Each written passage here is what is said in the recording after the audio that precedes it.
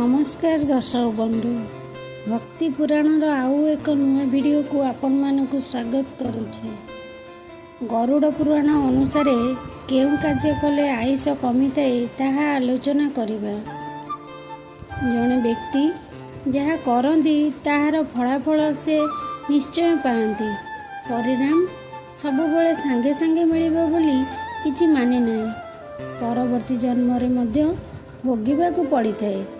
पुराण रे एपरि किछि जिनिस विषय उल्लेख करा जाइछि जहाकू करिबा द्वारा व्यक्तिर आयु कम होइथाए बोली विश्वास करा जाए। पुराण कुहे सर्वदा सठिक दिग को मुंड करी सोइबा उचित। भूल दिग को मुंड करी सोइले व्यक्तिर स्वास्थ्य खराब होइथाए एवं तांको आयुष कमी थाए। तेणु निज मुंड को दक्षिण किंबा दक्षिण पश्चिम दिग को केबे भी करी सोइबा उचित नुहे। हिंदू शास्त्र रे सूर्य ग्रहण एवं चंद्रपराग समय रे आकाश को चाहिबा को बारण करा जाइछि। यह व्यक्तिर जीवन रे नकारात्मक प्रभाव पकाइबा सह आयु कम करिथाए बोली विश्वास रहिछि। मात्र हेतुवादी माने एहाको अंधविश्वास बोली विचार करती।